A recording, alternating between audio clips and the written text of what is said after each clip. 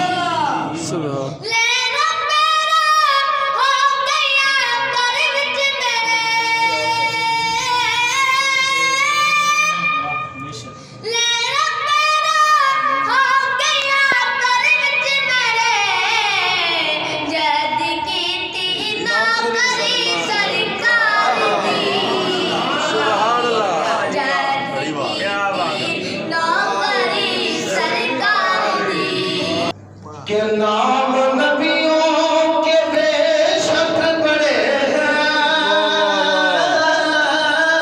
क्या बात है। नाम नबियों के बेशक बड़े हैं, अजमतों के नगीने जड़े हैं। नाम नबियों के बेशक बड़े हैं, अजमतों